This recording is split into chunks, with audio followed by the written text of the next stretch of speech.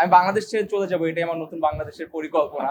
আমি সবগুলোই বলবো, আমি আপনাকে ঠোঁট কাটা জবাবই দিব কিন্তু সব আর্টিস্টদেরকে তাদের একত্রিত করে তাদের যে কম্বাইন্ড এক্সপোজার সেটা থেকে বিজনেস হয়তো লাভবান হচ্ছে বা এক্সপোজার পাচ্ছে। বলা হয় অ্যাওয়ার্ড দিয়ে দিবে, এটাও আমার জানা থাকে, বাট আমি ইন্টারেস্ট পাই না এগুলো। তো আমরা পলিটিক্যাল কোনো স্টেটমেন্ট এখানে ইচ্ছা করে দিচ্ছি না, আমার যায় আসে না। মানে আমি অনেক বিজি একটা লাইফস্টাইল লিড করি, অন্যায়ের পরিমাণ কখনোই কমে নাই, তো বাড়ার চান্স নাই। এখানে জন্ম অনেকেই দিতে পারে, কিন্তু সবাই আসলে বাবা মার যেই প্যারেন্টহুডটা সেটা দিতে পারে। যে কোনো ইভেন্টে আসলে ডেফিনেটলি ভালো লাগে বলেই আমরা আসি। টু বি অনেস্ট, প্রত্যেকটা জিনিসের শুরু যাতে ভালো করে হয়, সুন্দর করে হয়, এখানে যে আমরা পার্ট হতে পারি অ্যাজ আর্টিস্ট, এটা আসলে আমাদের বড় একটা পাওয়া আর কি।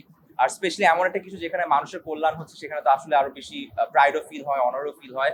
স্পেশালি এমন একটা জায়গায় যেখানে বাংলাদেশের মতো একটা দেশে, যেখানে অনেক জায়গাতেই মানুষ, আমাদের দেশের মানুষই কিন্তু আমাদের নিজেদেরকে অনেক সময় মুখ ছিটকায়, সেখানে এমন একটা বিজনেস হচ্ছে যেখানে শুধু বাংলাদেশেরই বেস্ট না, ইন্টারন্যাশনাল একজন বেস্ট সার্জন থেকে শুরু করে, একজন ইনভেন্টর, একজন সায়েন্টিস্ট থেকে শুরু করে তারা এখানে আমাদের চিকিৎসা করছে। It's a very big achievement for Bangladesh as well, not just the industry itself, but পুরো কান্ট্রির জন্য একটা বড় অ্যাচিভমেন্ট আমি বলবো। সো অনেক ভালো লাগছে এই জিনিসটা স্টার্টিং এ একটা পার্ট হতে পেরে। আমার মানে আর্টিস্টরাও যে কোনো, আমার মনে হয় যে আর্টিস্টরা অ্যাকচুয়ালি সবচেয়ে আরামের কাজ করে। ইন আ সেন্স আমি বলতেছি যে আমরা যে আমাদের শখের কাজটার থ্রুতে কায়িক পরিশ্রম থাকে, গরমও লাগে, হ্যাঁ, বাট তারপর আমার কাছে মনে হয় যে এই গরম, এই কায়িক শ্রমটা আমার কাছে কখনো কষ্টের মনে হয় না, কারণ ভালো লাগে কাজটা করতে। সিমিলারলি আমার যেমন হয় যে আজকে এখানকার যত ডক্টরস আছে বা আমাদের এখানকার যে কোনো ডিপার্টমেন্টের যারা হেড অফ ডিপার্টমেন্টস আছে, তাদেরও কিন্তু এই যে সময় দিচ্ছে, গরমের মধ্যে কাজ করছে, কারোই খারাপ লাগার কথা না, বিকজ এটা তাদের প্যাশন, এটা তাদের হবি। এই কাজটা করলে তাদের মনে হয় যে তারা মজাই করছে। সো কষ্ট যখন ভালো লাগে তখনই কিন্তু সেই সেক্টরে বেস্ট হওয়া যায়। দ্যাটস ওয়াই আপনি এখানে আপনি বেস্ট ডক্টরস এবং বেস্ট সার্জন গুলোকে পাচ্ছেন। আমি স্পোর্টসে একদমই ইন্টারেস্টেড ছিলাম না কখনো, বা অ্যাক্টিভ ছিলাম না, এক। দ্বিতীয় হচ্ছে সেই যে খেলাটা আমি ধারণা করছি, আপনি মনে হয় ওই ইভেন্টের কথাই বলছেন মনে হয়, ওটা আমার কাছে বেনিফিশিয়াল লাগে নেই কোনো দিক থেকে। আমার কাছে মনে হচ্ছে যেখানে সব আর্টিস্টদেরকে তাদের একত্রিত করে তাদের যে কম্বাইন্ড এক্সপোজার সেটা থেকে বিজনেস হয়তো লাভবান হচ্ছে বা এক্সপোজার পাচ্ছে, বাট এমনিতে আমি এখান থেকে কোনো ভালো আউটকাম দেখি নাই। বাট এটা আমার পার্সোনাল অপিনিয়ন, আমি ভুল হতে পারি। না না, শুরুতে তো বলেছিল, বাট আমার ইন্টারেস্ট কখনো ছিল না। এরকম অনেক জায়গায় আছে যে আমাকে শুধু খেলাধুলা না, ইভেন পলিটিক্যাল ইভেন্টস হয়, স্পোর্টস ইভেন্টস হয়, অ্যাওয়ার্ড শোজ হয়, অনেকগুলোতে আমাকে বলা হয় অ্যাওয়ার্ড দিয়ে দিবে, এটাও আমার জানা থাকে, বাট আমি ইন্টারেস্ট পাই না এগুলোতে। এমন কিছু যেখানে ইটস জাস্ট অ্যাওয়ার্ড বা শুধু একটা সার্টিফিকেট, এগুলো আমার খুব একটা টানে না আমাকে। সো ওগুলোতে আমি মজা পাই না। আমি ক্রিয়েট করতে অনেক মজা পাই, আমি মার্কেটিং করতে অনেক মজা পাই। হয়ও নাই, আর হবেও কিনা, আমি আমি অনেক নেগেটিভ একটা মানুষ, আমি বলবো যে হবে না, কারণ ব্যাপারটা আসলে পলিটিক্যাল, এখানে আমরা কিছু বলতে চাই না, ইভেন্টটা তো অন্য কিছু। সো আমরা পলিটিক্যাল কোনো স্টেটমেন্ট এখানে ইচ্ছা করে দিচ্ছি না।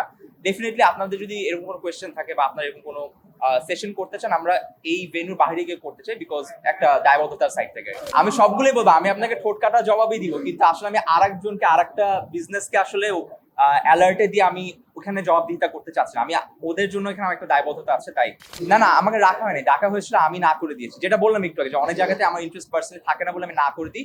এমন না যে আমি কাউকে হেট করি, ওরকম কিছু না, আমার জাস্ট পার্সোনালি পছন্দ না জিনিসগুলো, আমার যায় আসে না। মানে আমি অনেক বিজি একটা লাইফস্টাইল লিড করি এবং আমার ভালো লাগে, এই কষ্টটা করতে ভালো লাগে।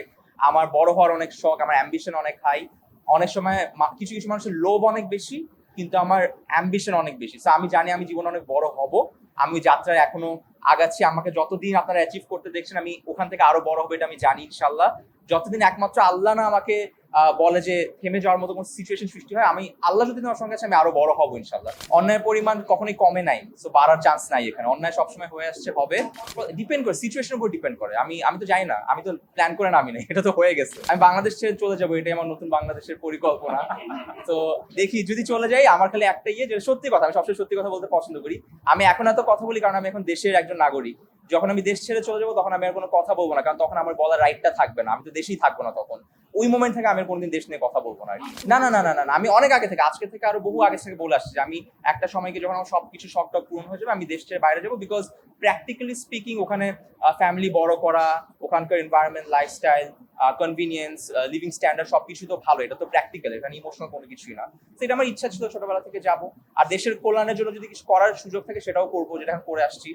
সুযোগ পেলে করি, আর নাহলে আমি বাসায় বসে থাকি, ভিডিও বানাই। না, নিষিদ্ধ করেনি, আমরা টাইটেলটা পড়ছি, আমরা আর্টিকেলটা পড়িনি। এখন আর্টিকেলে কিন্তু আর একটু ব্যাখ্যা দেওয়া আছে, আপাতত বলা হয়েছে। তো এখানে যেহেতু বলেছে আপাতত, তার মানে কোনো কনক্লুশনে এখনো আসে নাই, ফাইনাল হয় নাই। তার মানে we have to wait and see. আর্টিকেলটা আর ভালোভাবে পড়তে হবে, ব্যাখ্যা করতে হবে, কারণ এগুলো তো আসলে আমি এক্সপার্টের জায়গা না। আর একটু পড়াশোনা করে আমাকে অ্যান্সারটা দিতে হবে আর কি, না জানলে তো ভুল বলে ফেলবো। এই ধরনের কাজগুলো, যেমন বিভিন্ন ধরনের এখন আমি চেষ্টা করছি বড় বড় ব্র্যান্ডস, যেসব ব্র্যান্ডসগুলো অ্যাকচুয়ালি আমাদের সোসাইটিতে ভূমিকা রাখছে তাদের জন্য বেশি কাজ করছি। আমি সব ব্র্যান্ড এখন করছি না। ইভেন এই বায়োপ্লাস্টিক সার্জারি ক্লিনিকও যখন আমার কাছে আসে, প্রথমে না করে দিয়েছিলাম কারণ আমার কিছু পার্সোনাল ছিল, বিলিফ সিস্টেম ছিল। পরে আমি ওদের পেজ ঘাটলাম, যেটা আমি একটা নোটিস করলাম যে অনেক আন্ডার প্রিভিলেজ মানুষদেরকে তারা চিকিৎসা করেছে বিনামূল্যে, মনে খুব সম্ভবত এগুলো করা হয়েছে। তো তখন আমার পারসেপশন নিজে চেঞ্জ হয়েছে, তার মানে আমি ভুলভাবে দেখতেছিলাম এই সার্ভিসটাকে। তার মানে হচ্ছে এরকম অনেকের বাচ্চা আছে, বাবা মা আছে বা ফ্যামিলি মেম্বার্স আছে যাদের সার্জারি আসলে প্রয়োজন, because they are not privilege like us. Physically আমরা সবসময় পরিপূর্ণভাবে সবাই সবকিছু পাই না। সেই ক্ষেত্রে এই ধরনের সার্জারিজ গুলা, ভালো ডক্টরস, ভালো ট্রিটমেন্ট গুলো আমাদের লাইফ চেঞ্জ করতে পারে। এই ধরনের কাজগুলো এখন আমি বেশি ফোকাস করা ট্রাই করতেছি, যেখানে বিজনেসের জায়গায় থাকবে এবং সোসাইটিতেও একটা হেল্প হবে। ইজ দ্য বেস্ট মাদার আমি এখন পর্যন্ত মানে বলার জন্য বলছি না, মানে আসলেও মন থেকে, বা আমি একজন খুব রিয়েলিস্টিক মানুষ, আমি খুব কম ইমোশন এক্সপ্রেস করি। সো রিয়েলিস্টিক্যালি অনেক ভালো মা, বিকজ আমি যেটা পার্সোনালি বিশ্বাস করি, মা কিংবা বাবা অর্থাৎ প্যারেন্টহুড বায়োলজিক্যাল কোনো জিনিস না। জন্ম অনেকেই দিতে পারে, কিন্তু সবাই আসলে বাবা মার যেই প্যারেন্টহুডটা সেটা দিতে পারেন, এটা একটা নেচার। সো আপনি জন্ম দিতে পারবেন, কিন্তু বড় করার ব্যাপারটা সবাই পারে না। যেমন আমার ওয়াইফ বাচ্চাদেরকে এত সময় দেয়, এখানে এত এনার্জি যায়, এত কথা বলতে হয়, এত সময় দিতে হয়, মেন্টালি আপনি ড্রেইনড হয়ে যাবেন। যদি আপনার এখানে যারা বাবা মা আছেন তারা খুব ভালোভাবে জানবেন যে কাজ শেষ করে এসে বাচ্চাদেরকে যে লাস্ট সময়টুকু দেওয়া হয়, ইটস ভেরি টাফ, যেটা আমার ওয়াইফ খুব সুন্দর করে দিতে পারে।